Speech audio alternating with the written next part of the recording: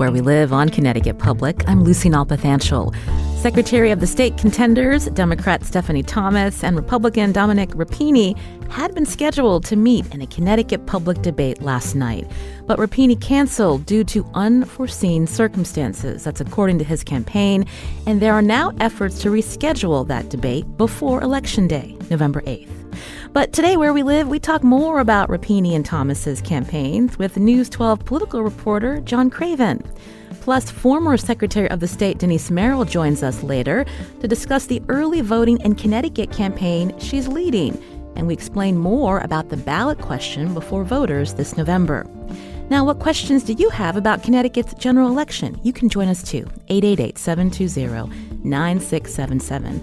That's 888-720-WNPR. Share a comment on Facebook or find us on Twitter at Where We Live. John Craven joins us now on Zoom. Again, he's News 12's political reporter. John, welcome to the show. Thanks. Long-time listener, first-time caller. I love it. So to be honest, I was pretty disappointed that last night's debate was canceled, John. I don't know about you, but I just felt like it was the general public's first chance to really hear a good bit from both candidates. Your thoughts? Yeah, I was too. I think we were expecting some fireworks. I mean, look, Dominic Rapini is not a wallflower, so I don't think it was from a lack of wanting to debate. He has a lot of opinions. He's very vocal about them, so hopefully everything's okay with him and his family, and hopefully we can reschedule. But, I mean, you really could not pick two more different candidates than Rapini and Stephanie Thomas. So break it down for us, for some listeners who may not be following this. It's one of several constitutional offices that are up for on the ballot this November. So you mentioned Representative Stephanie Thomas, who's a Democrat, and Republican Dominic Rapini. They're very different in their platforms. So break it down. Yeah. So in some ways, they're actually more similar than you might think. I mean, look, when we think about Connecticut elections, just like every other aspect of state government, you're dealing with some very old computer systems.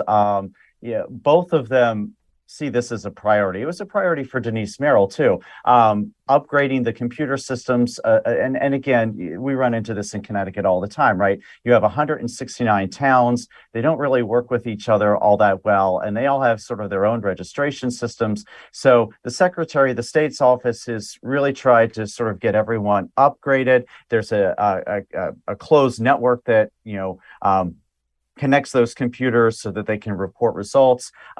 Both of these candidates want to upgrade that. They do both want to deal with security, but kind of where the rubber meets the road here is how much is election fraud an issue, right? And if you look at Dominic Rapini, you can't really deny, some of the tweets that he's put out in the past. After the 2020 election, he was either tweeting or retweeting a lot of conspiracy theories and false claims about Dominion voting systems, their machines, about the electoral count in swing states like Pennsylvania.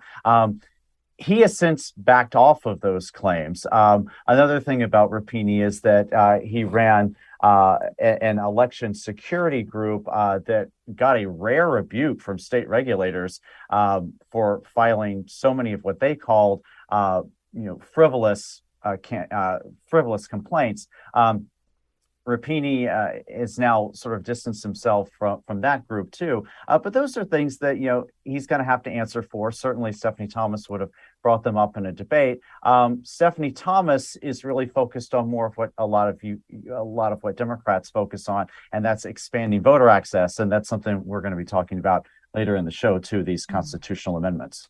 Right. And Dominic Rapini, so I believe he's a salesman for Apple. He's a football coach. He lives in Branford. What got him interested in this particular, to run in this particular race? I think it's what I think it's what a lot of people, say when they first run for office, that he felt like that he could make a difference, that he was frustrated with what he sees as a lack of election security. And, you mentioned his technology background. That's something that he's sort of pitched as why he would be good for this job. Again, there are real technology shortcomings in our election computer system. He feels like he's really well suited to do the upgrades.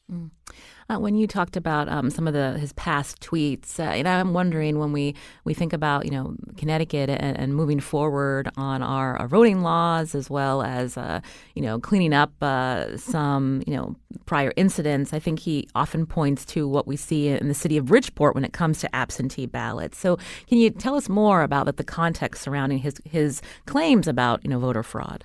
Yeah. So it really comes down to what constitutes absentee ballot fraud and how that relates to election security, right? We have had these instances, notably in Bridgeport, as you mentioned, but there have been other communities too.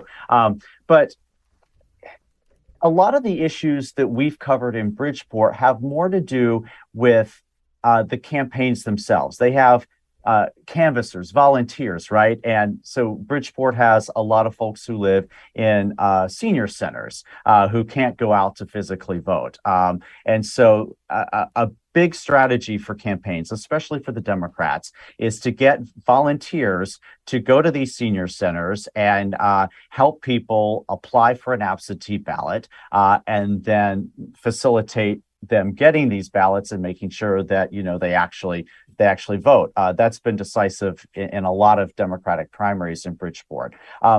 The issue that tends to come up a lot there are either canvassers accused of signing the application or the ballot itself for the person, having people apply for ballots who aren't qualified, who don't qualify for a ballot.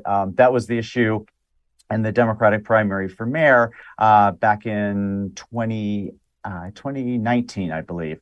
The Ganim campaign, the Joe Ganim campaign, was accused of pressuring people to vote absentee for him. But again, a lot of those issues have to do more with the canvassers and the volunteers themselves. You don't really hear a lot of complaints about the security of absentee ballots themselves. And I think that's something that Rapini is going to have to answer for. Stephanie Thomas has made this point, and so has Denise Merrill a bunch of times, that the security of the ballots themselves is rarely at issue. You're hearing John Craven here where we live. He's News 12's political reporter as we talk more about the race for the next Secretary of the State here in Connecticut. Again, Democrat Representative Stephanie Thomas from Norwalk running against Republican Dominic Rapini of Branford. That debate last night needing to be rescheduled. You have questions about this race or about the general election ahead on November 8th. You can join us too, 888-720-9677, or find us on Facebook and Twitter at Where We Live. I'm looking at what he has said, Dominic Rapini, when we talk about improvements, John. He's suggested watermarks on ballots, new digital scanners, and a service strategy so cities and towns can afford upgrades. That all makes sense. When we think about these both being endorsed candidates, what has Representative Stephanie Thomas offered up for her plans to bring innovation to the Secretary of the State's office? Yeah, to be honest, they really don't differ that much in this regard, right?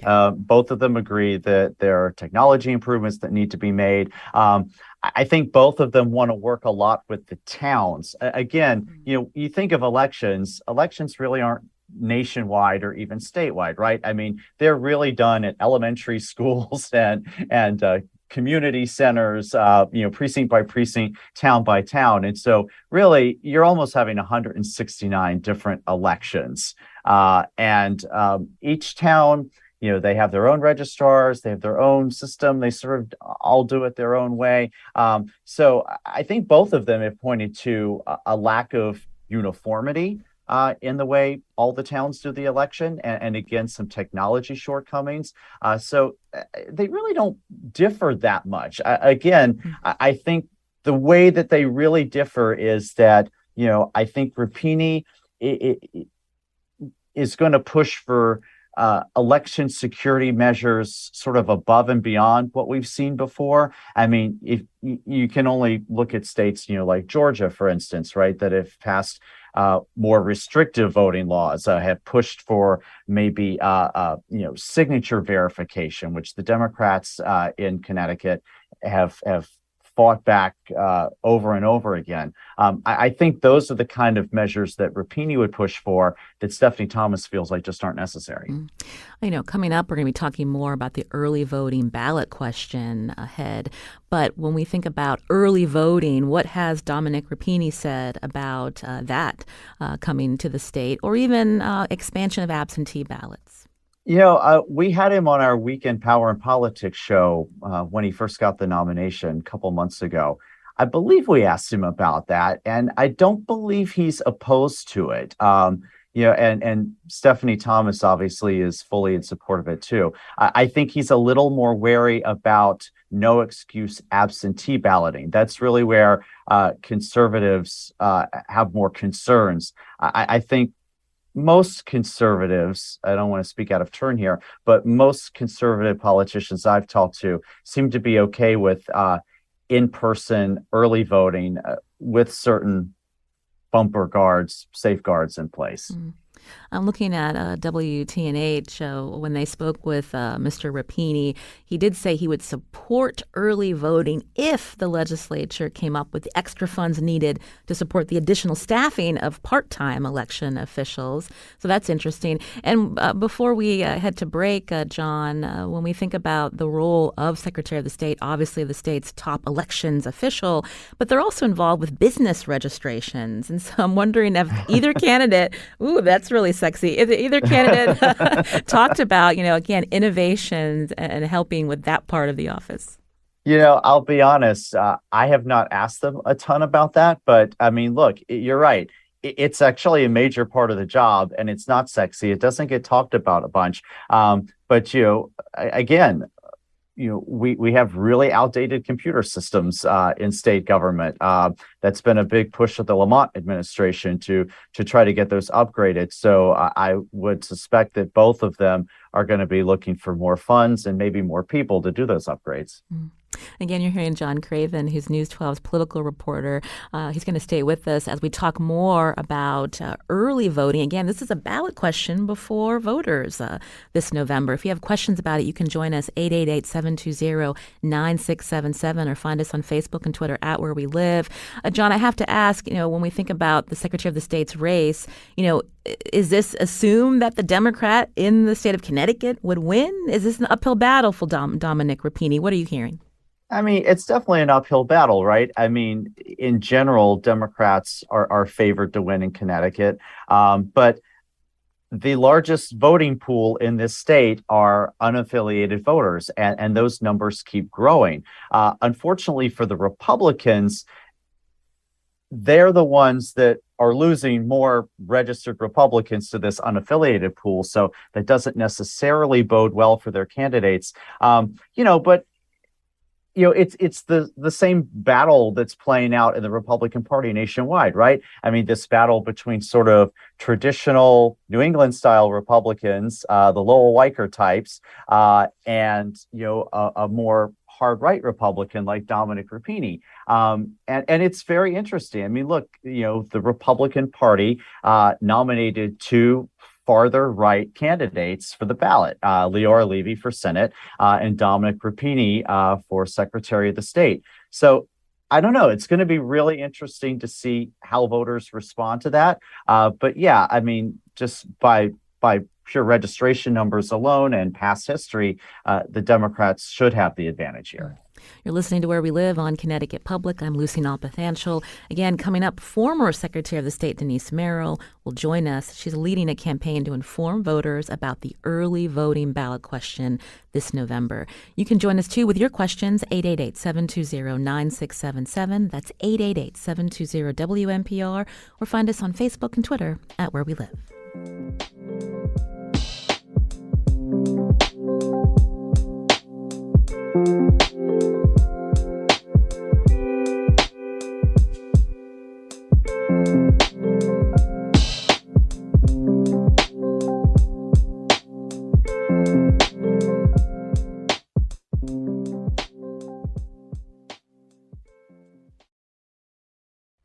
This is Where We Live on Connecticut Public. I'm Lucy Nalpathanchel. Now, Connecticut prides itself on leading on policy, but our state is among 4 states that does not permit early voting. That's us, New Hampshire, Alabama, and Mississippi that do not permit pre-election day in-person voting for all voters.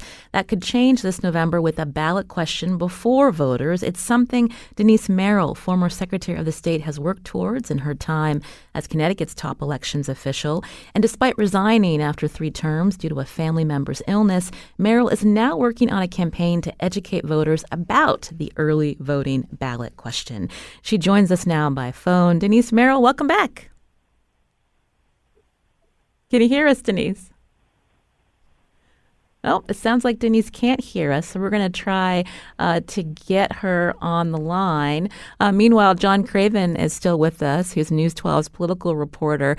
So, John, when we think about this question on the ballot, should early voting be permitted, and voters will vote either yes or no, it's taken a little bit to get to this point. Can you talk about the mechanism? Yeah, and Denise is a veteran of this, so I won't steal her thunder. But I mean, look, some people forget this was actually on the ballot 8 years ago in 2014, and Denise really spearheaded that effort. The ballot question failed, and she really feels like it was a confusing question, and it was very wordy. A lot of legalese, a lot of people, I don't think, really quite understood the question. So this year, they really tried to make the wording simple. I don't have it in front of me, but I think it should be a lot easier for people to understand this time around. So a big part of what she's doing is education now, right? Letting people know, hey, this thing is on the ballot. This is what it will mean to you. Don't forget to vote for it in November. Right, and you can join us if you have a question about that ballot question. Our number, 888-720-9677, or find us on Facebook and Twitter at Where We Live. While we wait to get Denise Merrill on the phone, Aaron from New Haven is calling in. Aaron, can you hear me? Aaron, can you hear me? Well, it looks like the caller cannot hear me, so we're going to have to figure out this tech issue. So, John Craven, looks like it's you and me. Oh, again, we're here to talk about early voting. Again, this ballot question before voters this November. But I'm wondering maybe if we just focus right now on access to absentee ballots. That was expanded this year. So, from your reporting, can you talk about what happened and what that means for this upcoming election? Yeah. So COVID came along and people were afraid to go vote in person. And so Denise Merrill and Governor Lamont came up with this idea to essentially let people vote absentee. It wasn't for any reason, but if you felt unsafe because of general illness in the population, from going to the polls in person, you could then vote absentee. That was an emergency order. It was extended a few times, and it was very popular. I mean, I think a lot of people who had never voted by mail before did it, and they ended up really liking it. And I think that popularity has continued. Earlier this year, state lawmakers actually amended the state laws a little bit to sort of expand out what the definition of illness is in terms of being able to get an absentee ballot. Now, under the state constitution, we're not allowed to let people vote absentee for any reason. More on that in a minute, because they are trying to change that. But they were able to tweak the state law that governs what qualifies as an illness. Mm-hmm. And before, it was pretty restrictive. It basically said you have to personally be sick to vote absentee. And so they tweaked that to say, essentially, illness in the general population counts. And so that should open up absentee balloting to more people. They also closed what was considered sort of a commuter loophole. That's a big deal down here in Fairfield County, where I work. A lot of people work in New York City. They may get home at 7:30, which I guess technically gives them time to run over to their local school and vote. But technically, you were not allowed to vote absentee if you were in Connecticut at all between the hours of 6 a.m. and 8 p.m. And so they closed that loophole too. So now commuters can also vote absentee. Nice. So to recap, these temporary changes, you're eligible to vote or ask for an absentee ballot application if you can't vote at your local polling place due to illness, due to disability. When we talk about illness, including COVID, so being sick or due to a disability for themselves or also for another person, John? Well, so now if you're a caretaker, for instance, you can also claim illness. And I think people were doing that before, but it wasn't really technically, I think, the letter of the law. So now that's spelled out in statute that, that if you're a caretaker, you can vote absentee. And again, sort of broadening the definition of illness to include general illness in the population, which, it's something that we never really had to deal with before, right? I mean, we never had a pandemic that would cause people to be, in general, afraid to be around crowds at a polling place.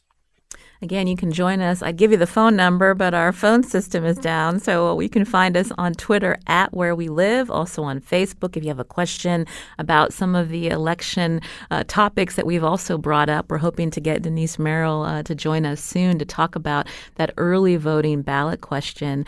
When we think about, again, some of the other mechanisms in our state, so we don't have early voting. It's good to see that there's access improving for absentee ballots, John, especially during the pandemic. What are some other things that you're looking at when we think about Connecticut's restrictive voting laws when compared to other states? Yeah. So I worked in Texas for 8 years, and, say what you will about, the way Texas conducts its elections, but it is very easy to vote in Texas. I could go to the grocery store and vote on Sunday while I was picking up my groceries. And then, when I moved up to the Northeast, I was like, what the heck? I have to take off 2 hours on Tuesday, which, journalists were all working on election day anyway, to wait in line and vote. So I think this will be a lot more convenient. I mean, so it's a two-step process, right?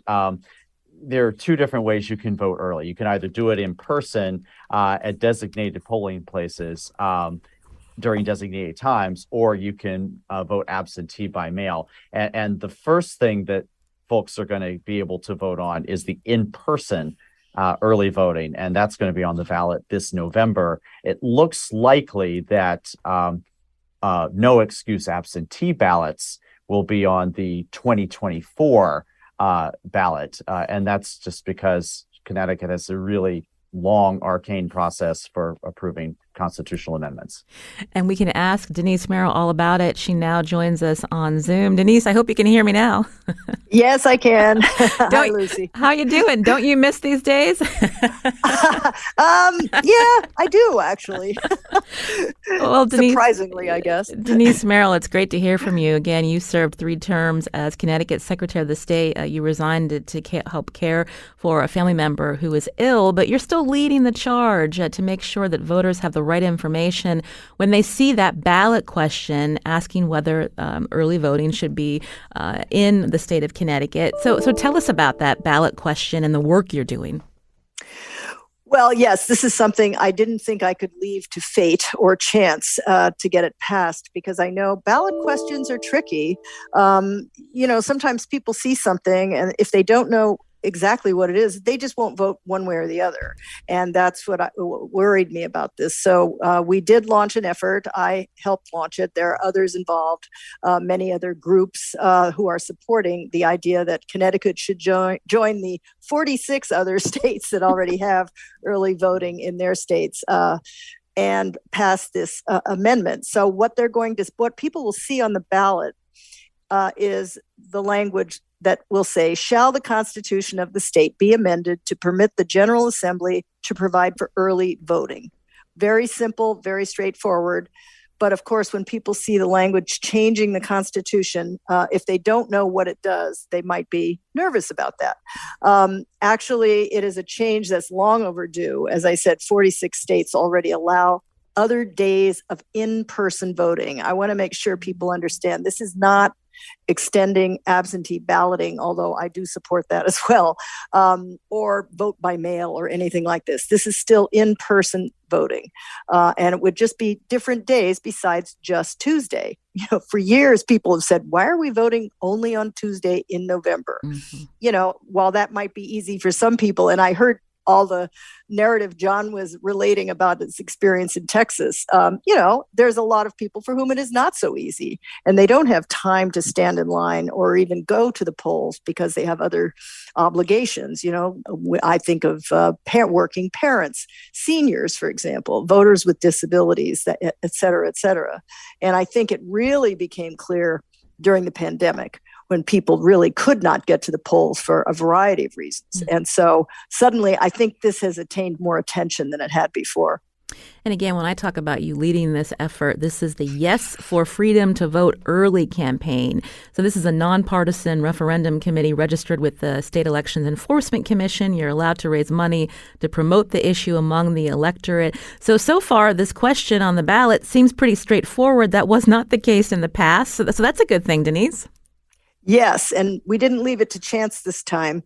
We wrote the language right into the legislation that created the ballot question. Mm-hmm. So I hope that people will see it, understand that it means that we will provide more access for people to voting, which I think everyone wants. And it did have a pretty healthy bipartisan vote this time around. So I'm hopeful that there will not be any kind of organized opposition to this. You never know, though, until the last minute. Some people still feel like we shouldn't be changing anything, and that, it's no secret that across the country, there have been many efforts to turn back some of the reforms that have been made in voting. So we are literally the only state this year that's providing more access to the ballot for our citizens. Right. And now when we talk about the vote ahead for the ballot question, if registered voters approve this ballot question in November, what happens next? So now it goes back to the state legislature to finalize the rollout? That's correct. The legislature would still have to act to make this real, to make this actually happen and be implemented. And that they could do that as early as the next session. And in theory, it could be ready to be available for the 2023 local elections. Sometimes we like to try things out when it's not so crowded. Mm-hmm. 2020, I'm sure people remember there were still long lines in many places, to vote in the presidential election. But more likely it'll be in 2024 by the time the legislature has to act. They have to decide exactly how it will work. And I don't know if you talked about this earlier, but there are 46 states doing this, 46 different ways of doing it. Some states like Texas have, I think, almost a month in which people can go in and vote. And some states have 3 or 4 days. So there's a lot of different ways we can do this. And Connecticut, as usual, is kind of an outlier. We have very local elections. You were talking about how it's really held in 169 towns. We've done a lot, actually, to try to standardize the procedures, and it's heavily regulated. As we all know, elections are fiercely fought over every year, no matter what. So we'll have to work that out within the way we currently do business. I have my own opinion about how I'd like to see it work, but there may be others. Well, again, I'd love to hear that coming up where we live. But I'm wondering when you talk what you just said about how the local elections are really run by, the local towns. And so when we think about if early voting is approved and if it comes to our state, and what would be needed to make sure that it's done, as efficiently as possible. I know the Republican contender for Secretary of the State had said he would approve it, but making sure that there's enough part-time election staff. So I'm wondering if you can talk more about that. Well, yeah. I mean, in a lot of states, it doesn't require you to open every polling place, for example, for every day. Usually it's done, for example, in Massachusetts, you go into the town clerk's office, which is where you go if you want to get an absentee ballot now. The clerks play a pretty strong role in elections here. And so it wouldn't be any different than the way you vote on a Tuesday. The same securities, the same procedures would be in place. So there's not a lot we'd have to change in that regard. And the decision that the legislature would have to make is how many polling places will we require to be opened, for how many days, at what times, and who's going to pay, of course. Right. Right now, most local elections are paid for by the towns, but it's a tiny portion of their budget. I think in most towns, it's about half of 1% of their budget. I personally think elections are underfunded at the local level. But it's one of the most important functions that we have as a government and a democracy. So, the idea that it might cost a little more money does not trouble me. And I doubt that it will, honestly, if they do it correctly. John Craven's still with us, News 12's political reporter. The funding question. So when we think about, where the money is going to come from to staff, if early voting does come to the state. John, what did you want to add? Well, I think Denise probably knows all about asking the legislature for money, right? Yeah. Yeah. We've been pretty successful, to be honest. Yeah. I kind of want to dovetail off what Denise was saying, though, because I talked to Stephanie Thomas about what the rollout could look like if she's elected. She said that if she becomes Secretary of the State, she really doesn't see this happening in 2023. Although I think Denise makes a good point that, local elections are sort of a good test run before you have a statewide elections in 2024. Although I think in 2024, most of our elections would be congressional races.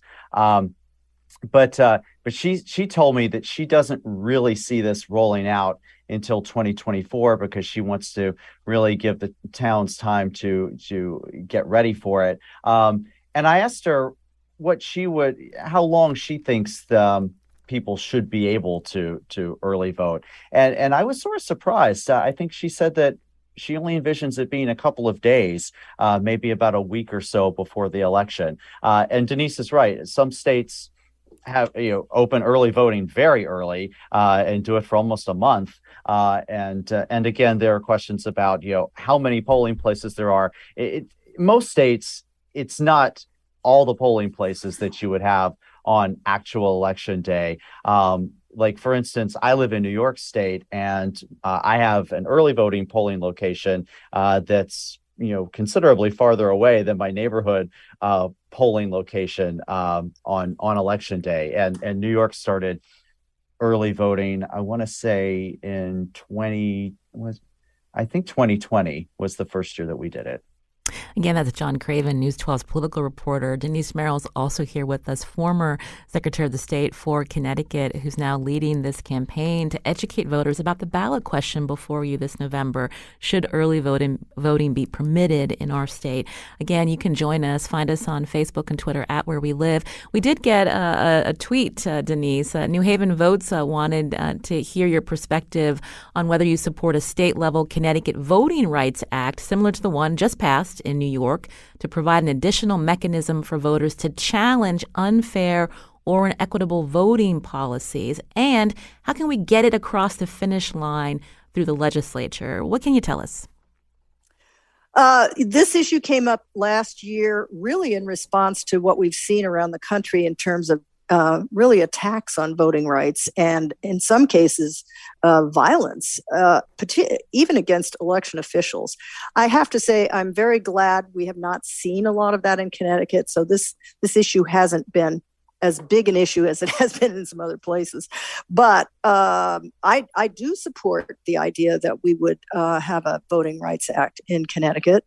I think it would be helpful because it would give citizens more rights to challenge what they see.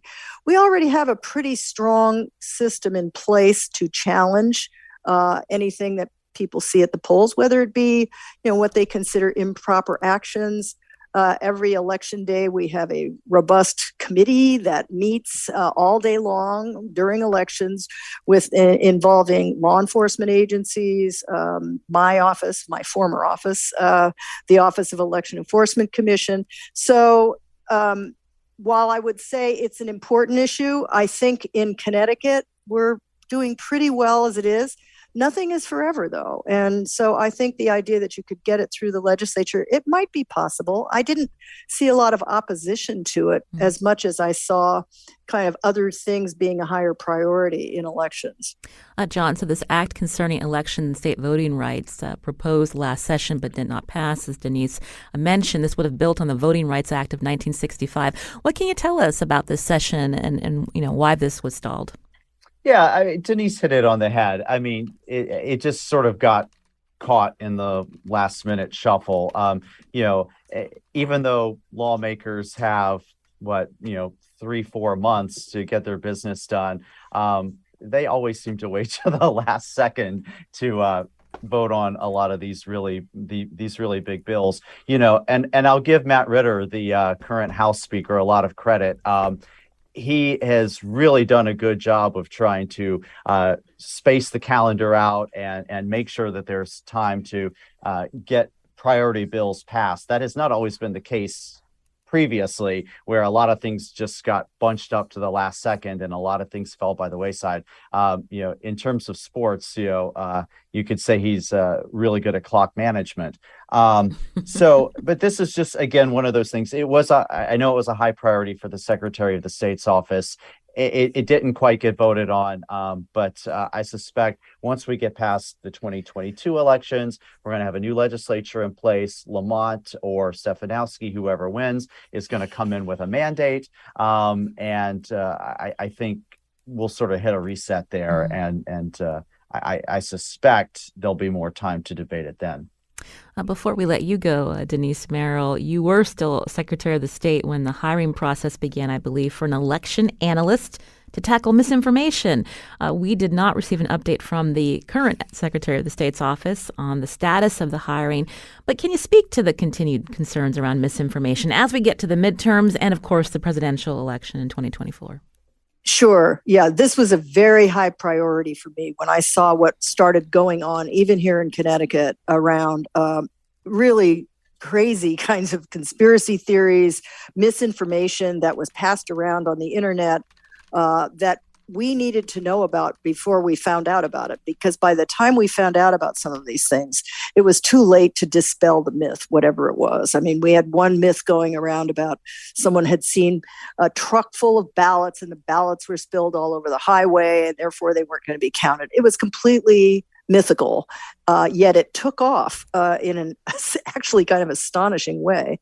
So that was why it was such a high priority to get someone on staff who could monitor some of this. And so we would find out about it in time to put out, corresponding right information, correct information about what was going on.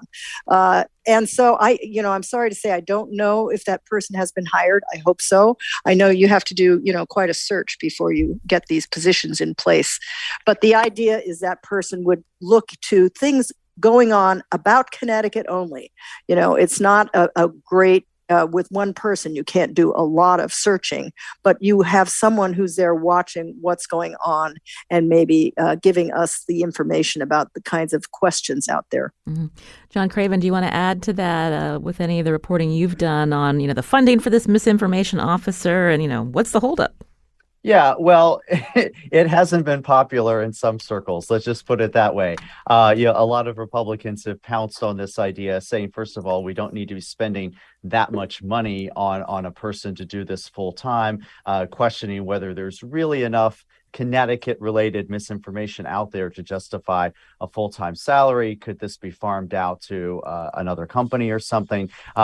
Others have suggested that, it's the information police and that they're going to censor, perfectly valid First Amendment viewpoints. I mean, I think there's some valid questions there about, what kind of power this person's going to have and what exactly is going to be weeded out. I talked to Scott Bates, who's the guy with the Secretary of the State's office who is really sort of spearheading this project. And he said, look, we really want to get ahead of these things before they become mainstream, right? I mean, a lot of these conspiracy theories, like the box truck full of ballots that Denise mentioned, a lot of these start on the dark web, places that a lot of us don't spend a lot of time on, but a lot of conspiracy theorists do. And so they're really looking for someone who it has some experience, monitoring those types of sites,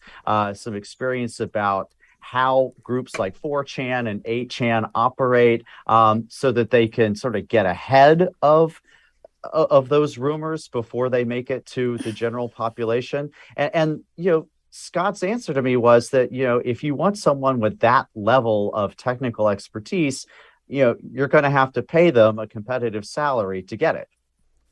That's John Craven, News 12's political reporter here where we live. Thank you, John, for that. Denise Merrill, we want to thank you for joining us, former Connecticut Secretary of the State. We appreciate your flexibility today.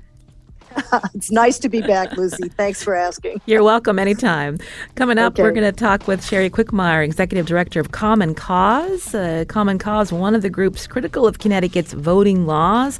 Are laws among the most restrictive in the country? We'll hear more from Cheri right after a quick break.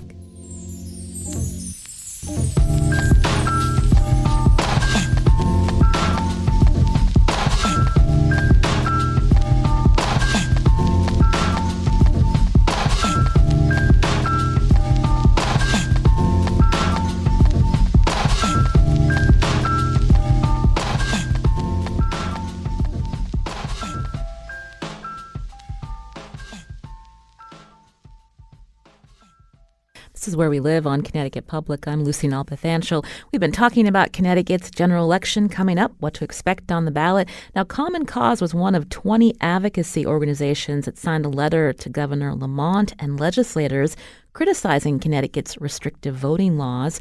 To explain, joining us now on Zoom is Cheri Quickmire, who's Executive Director of Common Cause in Connecticut. Cheri, welcome back to the show. Thanks very much, Lucy. It's very nice to be here.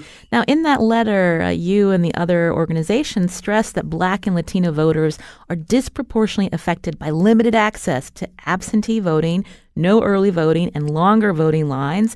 So talk about some of the concerns. And, we have that ballot question before us this November on early voting. So, your anticipation that some of this will be addressed moving forward.